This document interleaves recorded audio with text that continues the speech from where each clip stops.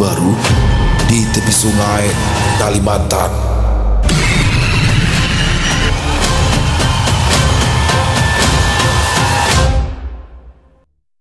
Assalamualaikum warahmatullahi wabarakatuh. Halo semuanya teman-teman, selamat malam, selamat datang kembali di channel kesayangan kita, channel Ilo Bercerita, dan masih bersama saya Ilo dimanapun teman-teman berada.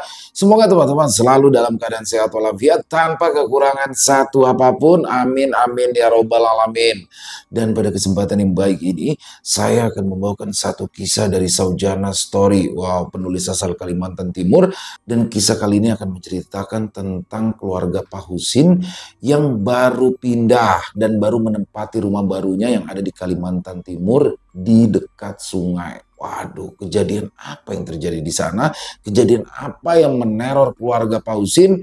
Tapi sebelum kita masuk ke dalam kisahnya, buat teman-teman yang mungkin belum subscribe channel Ilo Bercerita, yuk bisa diklik dulu tombol subscribe ya, jangan lupa lonceng notifikasinya juga dinyalakan agar teman-teman selalu mendapatkan notifikasi dari konten-konten yang akan kami upload selanjutnya.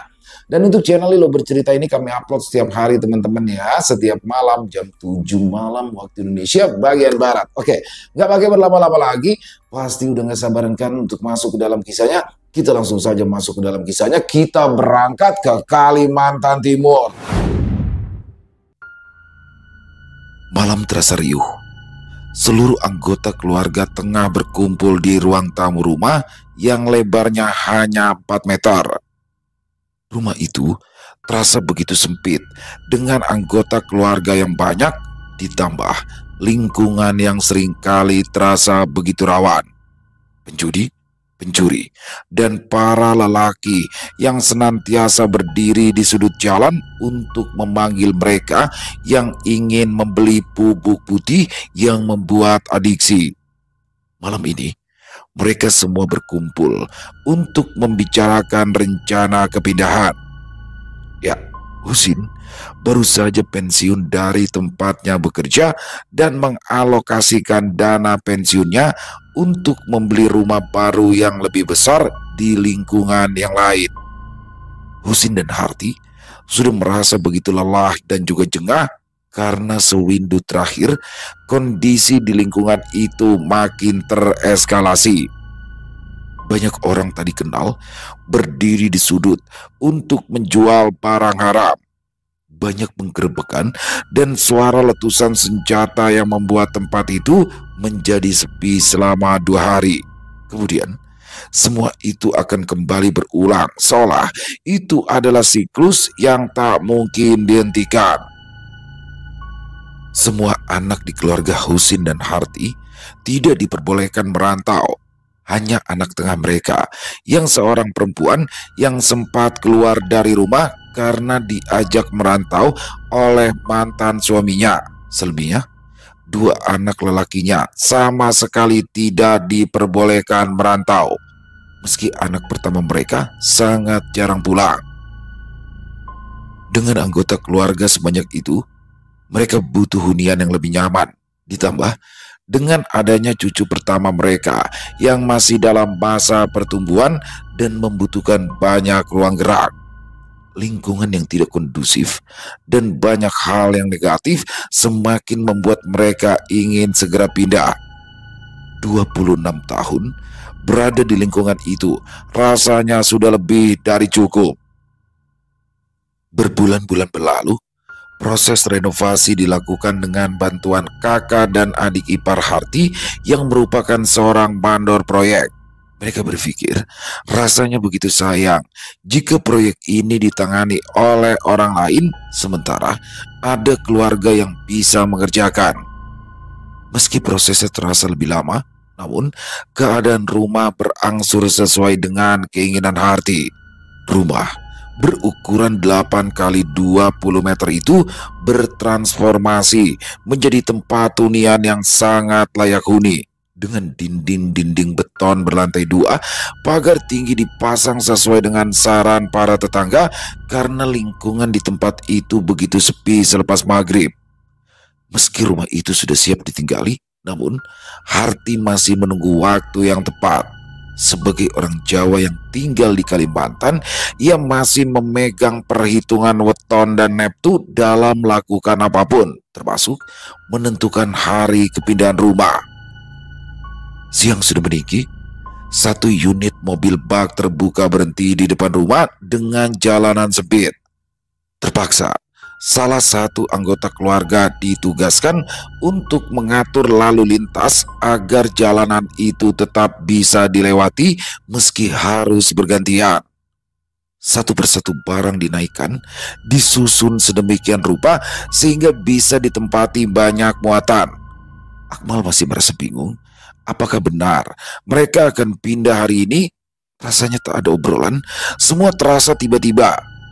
Meskipun begitu, Harti, ibunda Akmal, sudah mengatur dan menghitung semuanya sesuai dengan weton, namun tak menyampaikan pada anak sulungnya itu. Berkali-kali, mobil tiba dalam kondisi kosong untuk kemudian kembali diisi hingga rumah yang sudah 26 tahun ditinggali dan menjadi saksi tumbuh kembang keluarga itu menjadi benar-benar terisi. Akmal melihat, untuk terakhir kalinya sebelum mengunci pintu, rasanya begitu sedih. Ada kekosongan dalam dirinya kala melihat rumah yang sudah lama ia tempati itu tak berperabot. Namun, ini adalah keputusan dan keinginan orang tuanya yang sudah lama ingin pindah karena tak tahan dengan kondisi lingkungan yang begitu tak kondusif. Pintu terkunci, motor dinyalakan, dan menggilas jalanan yang panas. Sejarah baru harus mereka tulis ulang di tempat yang baru. 2 bulan berlalu begitu cepat. Rasanya baru saja kemarin mereka pindah, lingkungan yang begitu sepi selepas maghrib rasanya begitu berbanding terbalik dengan lingkungan lama yang selalu ramai. Tak ada tegur sapa antar tetangga, semua sibuk dengan pekerjaan dan kegiatan di dalam rumah. Rumah dengan 5 kamar tidur itu terasa begitu lega, dengan ruang tamu dan ruang keluarga yang terpisah bersekati rai. Tidak ada lagi yang mengganggu kegiatan mereka meski sedang ada tamu. Namun tetap saja, rumah di Kalimantan tetaplah berkolong, entah itu tinggi ataupun rendah. Rumah yang benar-benar tapak cenderung lebih dominan ditemui di area perumahan. Musim hujan di awal Oktober sudah tiba. Curah hujan mulai meninggi dengan intensitas deras. Tetangga di sebelah rumah terlihat kasakusuk. Terlihat jauh lebih ramai dari biasanya dengan banyaknya sanak keluarga yang datang. Keadaan yang jarang sekali terjadi kecuali akan ada acara yang dihelat. Debit air mulai meninggi setelah hujan semalam. Aliran anak sungai yang berada 20 meter di belakang rumah mulai terlihat deras dan pasang hingga kolong rumah tergenang tinggi. Pengajian terdengar dari rumah sebelah. Sepasang manusia lanjut usia memutuskan untuk membina mahligai dalam biduk rumah tangga yang baru. Sanak keluarganya yang berada di tempat yang jauh berdatangan, bahkan dari area luar kota yang jarak tempuhnya hampir 6 jam perjalanan darat. Hati bersiap, mematut wajahnya di depan cermin untuk nantinya ikut hadir di acara tetangga bersama cucu semata wayangnya. Cucu dan nenek itu berjalanan bergandengan menuju rumah tetangga.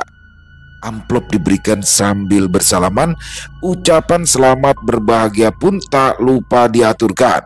Semua orang di rumah itu terlihat tersenyum tanpa menyadari apa yang ikut dan mereka bawa dari perjalanan. Debit air yang tinggi tak kunjung surut.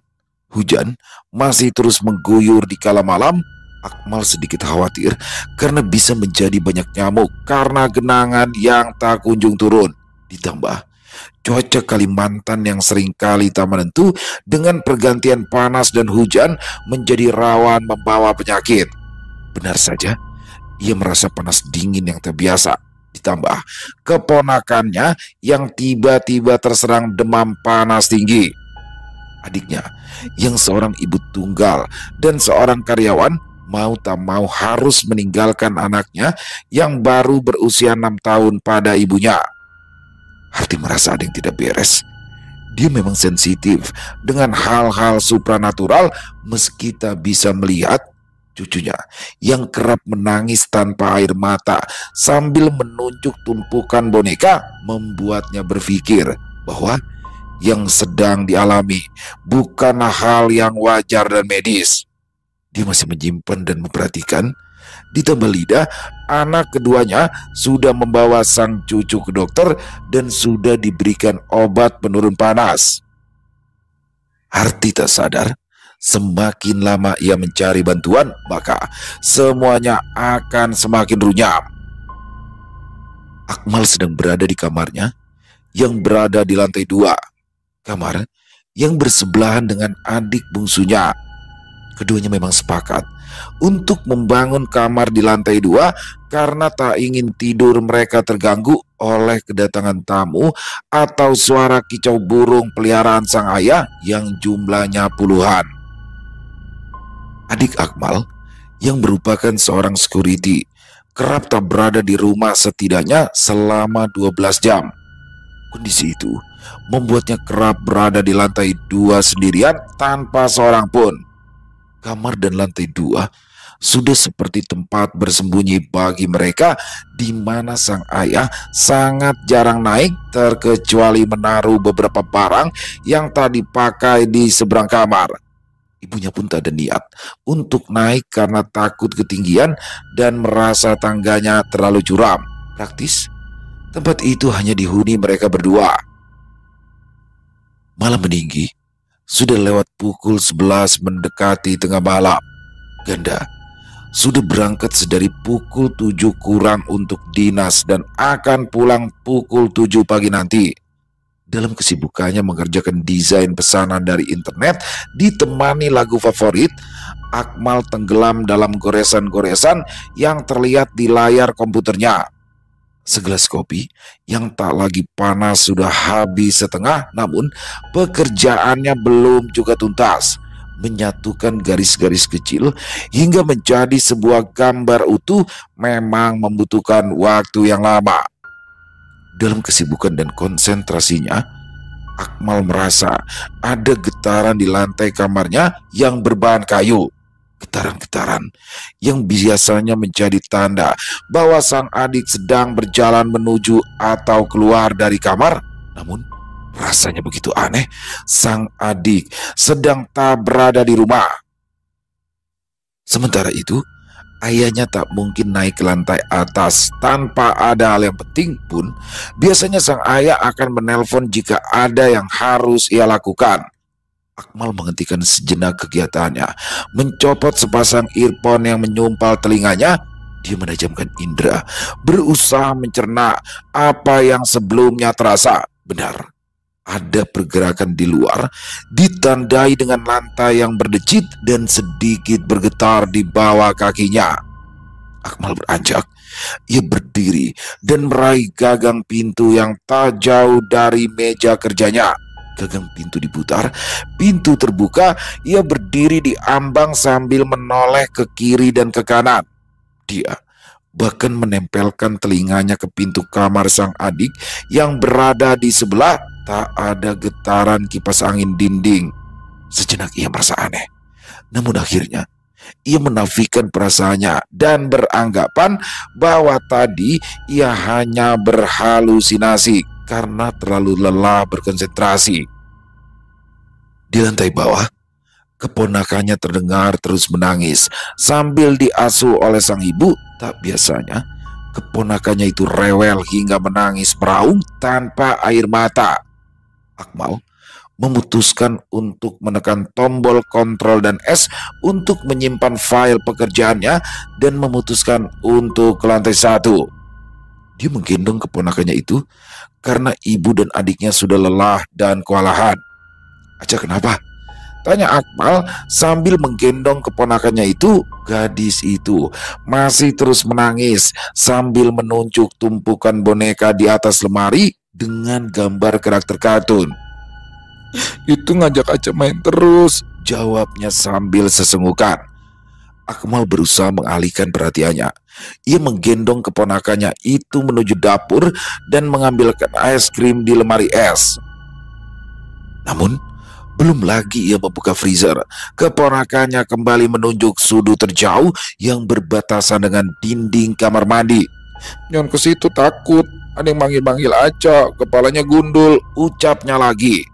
Mendengar ucapan cucunya, Harti akhirnya menarik kesimpulan bahwa sang cucu sedang diderasawan.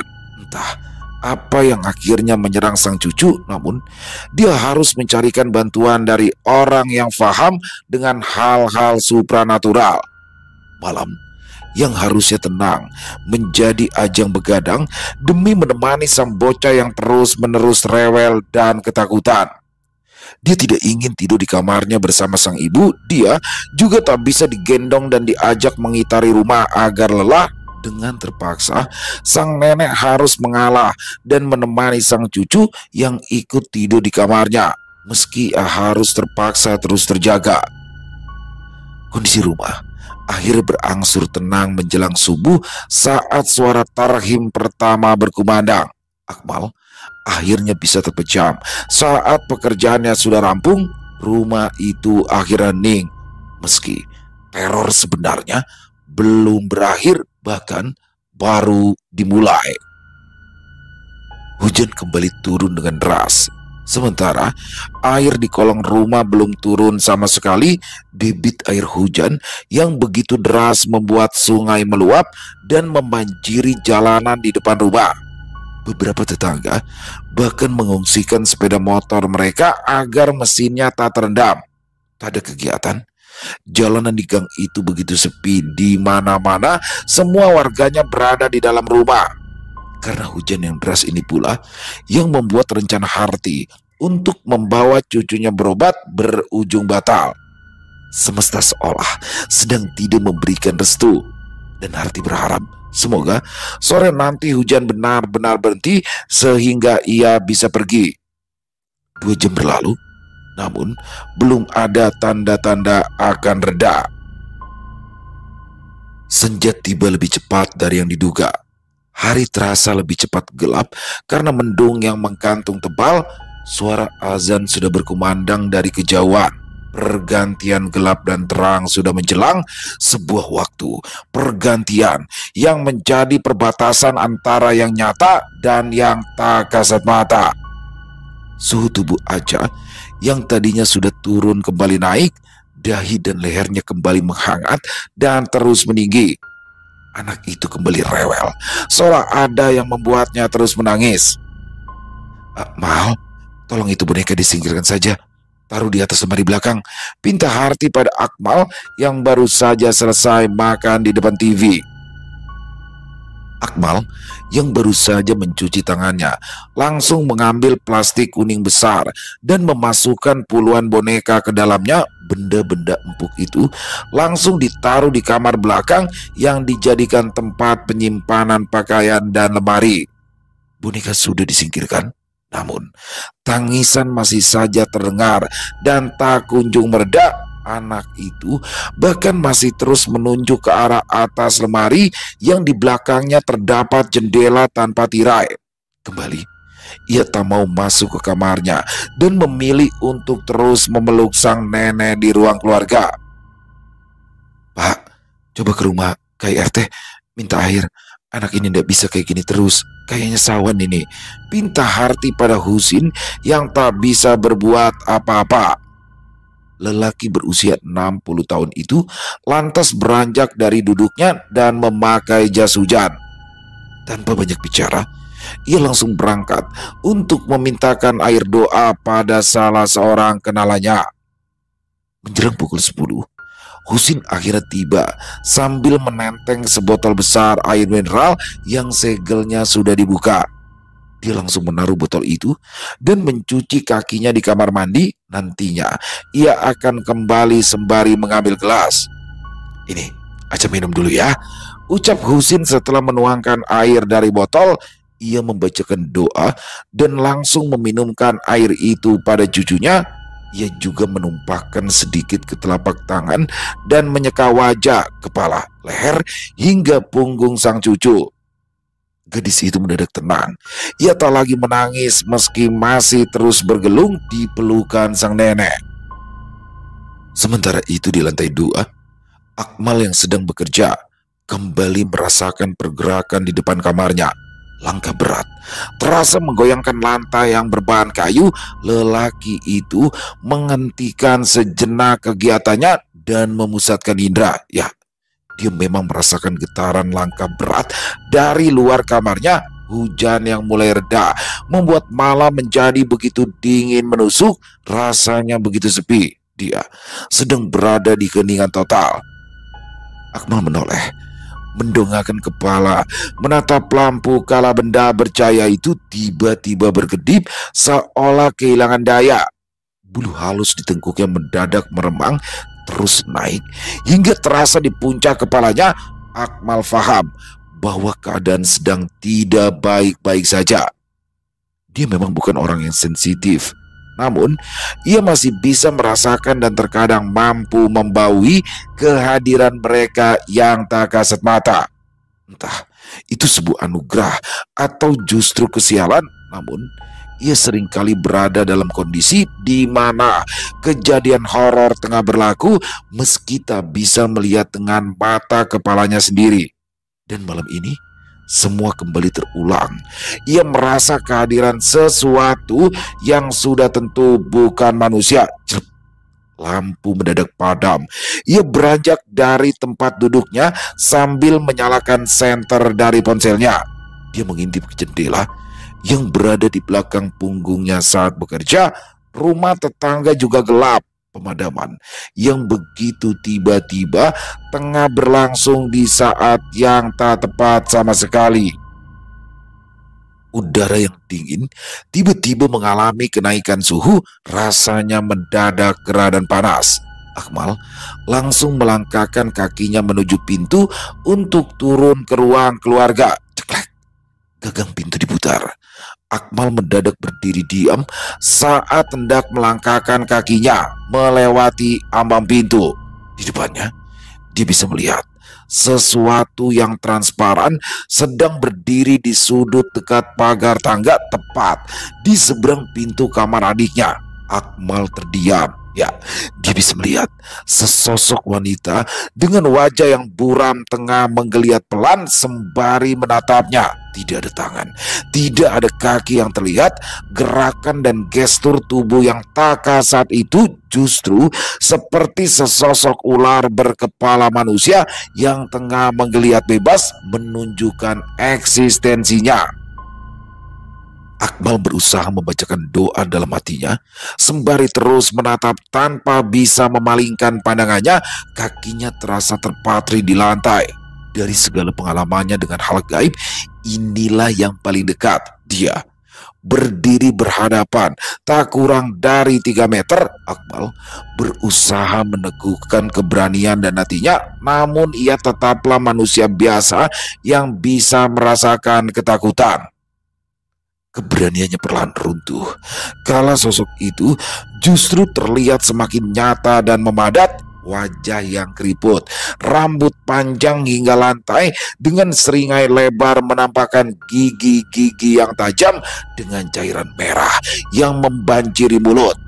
Lidahnya yang bercabang sesekali terjulur bergetar dan menjilati bibir sendiri.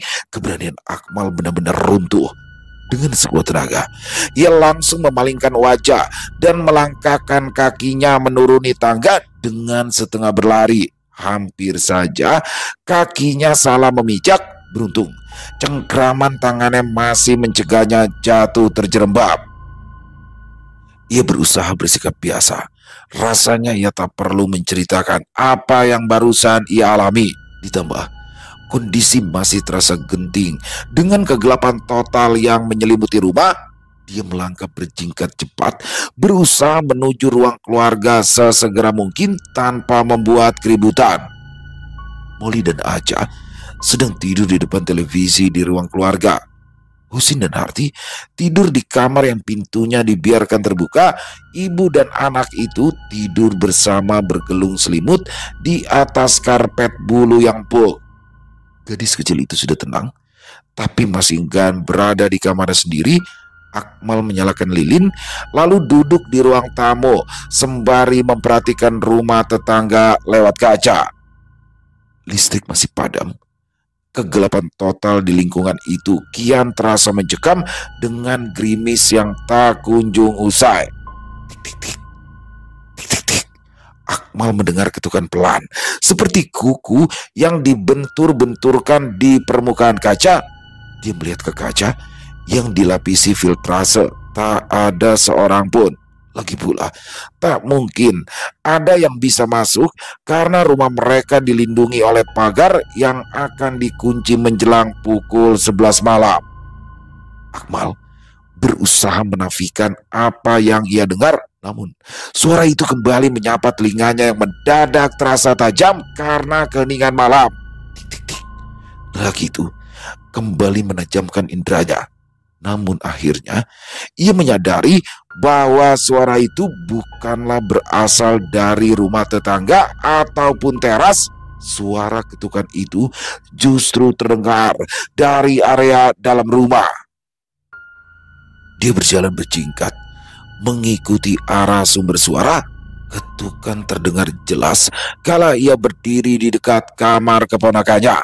Akmal menyalakan kembali senter dari ponselnya. Ia memasuki kamar dan langsung menyorot ke jendela yang tak bertirai. Ia mendadak terdiam. Sepasang mata yang menyala tengah mengintip sambil mengetuk-ketuk kaca jendela dengan kuku. Kulit pucat dengan sisik yang mengelupas di bagian dahi dan pelipis terlihat samar. Mata itu terasa nyalang menatapnya. Dia sudah paham bahwa itu bukan manusia. Lagi pula, manusia mana yang bisa mengetuk kaca jendela kamar yang tingginya lebih dari 2 meter dari tanah yang sedang digenangi air? Akmal mundur. Ia menarik tirai kamar dan menutupnya. Setidaknya tirai itu bisa menghalangi pandangan makhluk yang sedang mengintip. Lampu kembali menyala, dibarengi hembusan kipas angin yang menggantung di langit-langit ruang keluarga. Akmal memutuskan untuk kembali ke kamarnya, berusaha untuk tidur meski ada kekhawatiran akan sosok wanita tua berbadan ular yang tadi sempat berhadapan dengannya. Dia meniti anak tangga perlahan. Niatnya sudah bulat. Dengan keberanian yang dipaksakan, ia menuju kamarnya dan tak ada apapun di sana. Semua kembali seperti sedia kala.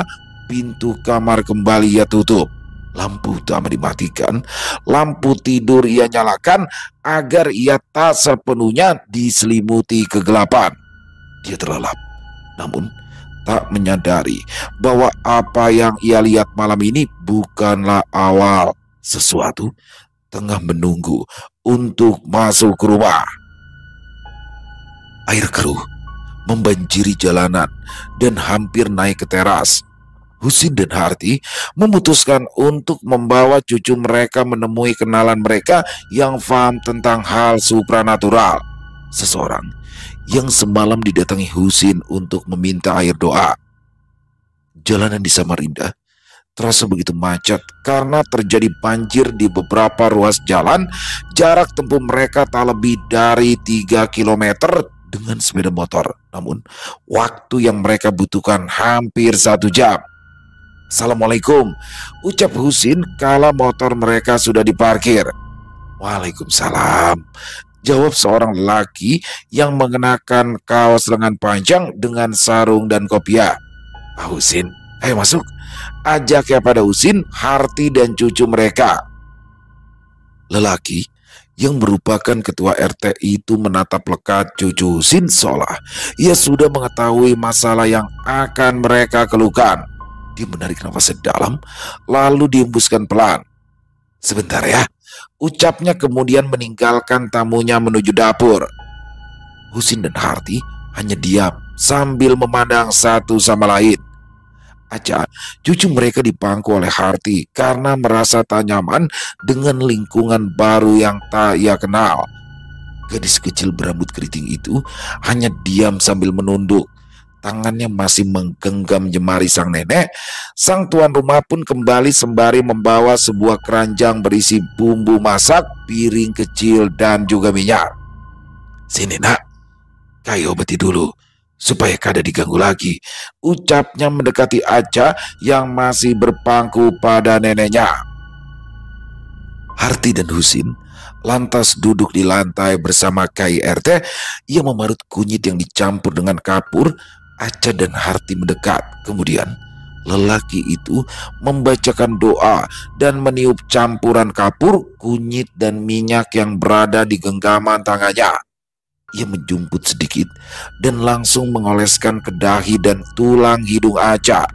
Tidak ketinggalan, ia juga mengoleskan ke daun telinga, ubun-ubun, dan belakang leher. Gadis kecil itu awalnya merasa panik, seolah ia dituntun untuk menolak. Namun setelah dibacakan doa dan diolesi ramuan, ia mendadak tenang dan memejamkan mata. "Kemarian, di parak rumah ada apa? Kenapa bisa sawan kayak ini?" tanya Kai RT yang faham bahwa kejadian yang menimpa bukanlah suatu kebetulan. Harti lantas menceritakan bahwa beberapa hari yang lalu tetangga mereka baru saja melaksanakan upacara pernikahan. "Pian pasti lupa memintakan pupur pengantinnya, makanya jadi sawan kayak ini. Nah, kebetulan lagi memang ada yang ikut sama keluarganya mempelai. Begitu Inya melihat ada kekanakan, lalu ai menempeli."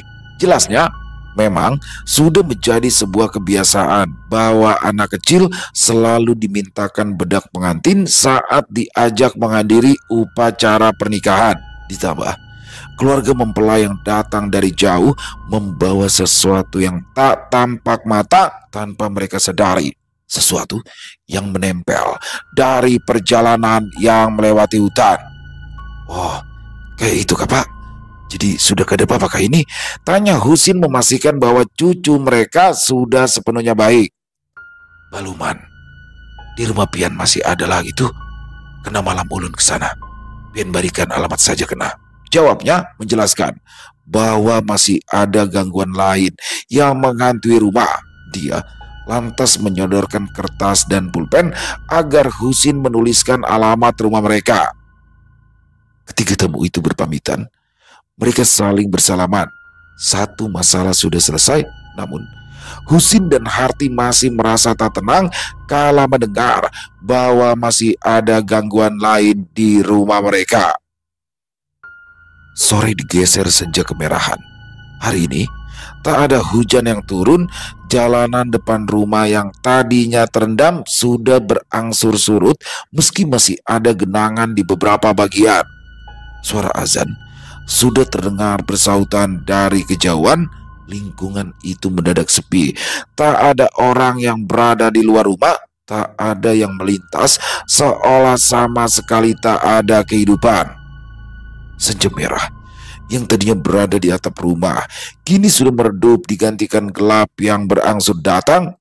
Keluarga Husin sedang melakukan kegiatan mereka masing-masing. Harti dan Akmal berada di dapur untuk memasak. Husin berada di ruang keluarga untuk menunaikan sholat maghrib ditemani cucunya yang sedang asyik bermain ponsel. Gadis kecil itu masih enggan untuk berlama-lama di dalam kamar, seolah masih ada sesuatu yang mengganggunya. Air doa yang kemarin diberikan juga sudah diminum dan dicampur untuk mandi. Mata Aca yang sempat cekung karena sulit tidur dan kelelahan menangis berangsur membaik dan kembali seperti sedia kala.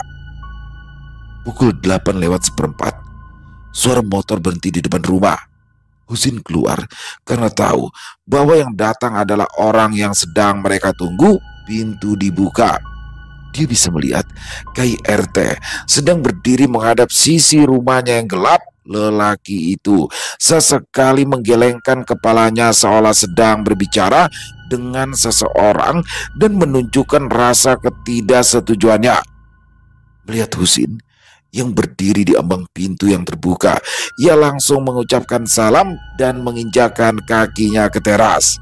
"Assalamualaikum," ucapnya sambil menyalami Husin yang menyambutnya. Husin menjawab salam dan langsung mempersilakan masuk menuju ruang keluarga. Biasanya ia mengarahkan ke ruang tamu, namun karena ini adalah kasus yang berbeda, tamunya langsung diarahkan ke ruang keluarga. Ia duduk bersila di lantai yang dilapisi karpet bulu, mulutnya terus berkomat kamit sembari menjadikan buku-buku jarinya sebagai sarana zikir. "Pian hendak minum kopi kah? Teh?" tanya Husin. "Mun ada kopi, kada usah bergula," jawabnya meminta kopi pahit tanpa gula. Mendengar permintaan tamunya itu, Husin langsung beranjak memberitahu Akmal dan Arti. Akmal langsung membuatkan kopi untuk tamu dan untuk dirinya sendiri, juga teh panas untuk sang ayah. "Jadi kayak apa ini, Pak?" tanya Husin pada tamunya itu. Lelaki itu menundukkan pandangannya, membaca doa sembari terus berzikir dengan buku-buku jarinya. Lampu rumah mendadak berkedip. Udara yang tadinya bersuhu normal mendadak menghangat dan menjadi panas. Bahkan kipas angin yang menempel di langit-langit pun tak mampu mendinginkan suhu. Kai RT bangkit dari duduknya dan berjalan pelan menuju kamar Molly dan Aja yang tertutup tirai. "Misi, Pak," ucapnya kemudian menyibak tirai kamar. Dia berdiri di ambang pintu, tatapannya tajam nyalang ke arah jendela gelap.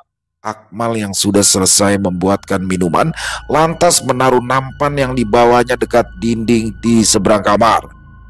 Lampu rumah tak berhenti berkedip. Tak hanya satu lampu, namun semua lampu yang menyala. "Jangan, Bapak Bubuan Ikam di situ." "Mana boleh, Bubuan Ikam membawa anak ini. Jangan meramput," ucapnya dengan nada tegas namun pelan. Husin dan Akmal bisa mendengar dengan jelas. Bulu kuduk mereka mendadak meremang saat mendengar bahwa ada yang hendak membawa Aca bersama mereka. Sesuatu yang berada di balik kaca jendela yang gelap. "Mun anak Ika bilang larut di sungai, jangan hendak mengambil anak orang lain," lanjutnya lagi sembari menghadik. Kai RT mengetatkan rahangnya, pertanda bahwa apa yang ia katakan dibantah hingga membuat emosinya mulai naik. "Ucilnya ini, awas Ikamlah," ucapnya mengancam dan mendadak lampu rumah padam. Tempat itu diselimuti kegelapan. Bias cahaya buram dari rumah tetangga yang ada di seberang jalan menembus kaca yang gelap. Arti yang tadinya berada di dapur menyiapkan piring-piring yang akan mereka pakai makan nanti, langsung menuju ruang keluarga dan memeluk cucunya. Sementara itu, Husin dan Akmal bisa melihat jelas 2 titik merah menyala dari balik kaca kamar. Husin langsung beristighfar, sementara Akmal hanya diam karena ia sudah melihat malam sebelumnya. Kaca jendela mendadak bergemertak, sementara Kai RT sedang merapal doa sembari menatap tajam. Tangannya membuka, lalu mengepal seolah menangkap sesuatu yang tak terlihat. "Ayo Pak, kita keluar dulu. Oh ya, minta banyu yang kemarian," ajak Kai RT pada Husin dan meminta air yang kemarin ia berikan. Mereka keluar dari rumah diikuti Akmal. Lelaki itu lantas memakai sandalnya dan berjalan menuju samping rumah yang gelap. Husin dan Akmal hanya menerangi langkah sang tamu yang maju 3 langkah di kegelapan.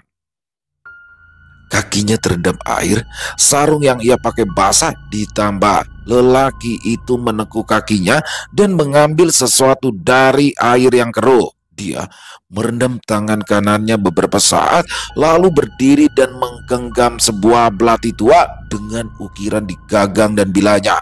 Belati itu terlihat mengeluarkan asap, seolah permukaan yang basah langsung bersentuhan dengan sesuatu yang panas hingga menguap. Dia juga menyiramkan sedikit air yang kemarin diberikan pada belati itu dan mencipratkannya sedikit ke samping rumah. Minta kain, apa saja, serbetkin kada papa, pintanya lagi. Akmal langsung beranjak menuju dapur dan mengambilkan kain serbet usang. Dia kembali dan langsung memberikannya pada tamunya itu. Kain itu dipakai untuk membalut dan membungkus belati yang tadi ia temukan di samping rumah di dalam genangan air yang keruh. Kemudian ia taruh di bawah jok motornya. Lampu yang tadinya padam tiba-tiba menyala. Keadaan kembali normal seperti sedia kala. KIRT lantas membasuh kakinya sebelum kembali memasuki rumah. Husin memberikan kode pada Akmal untuk mengambilkan sarung baru yang ada di lemari untuk dijadikan ganti karena sarung tamu mereka basah.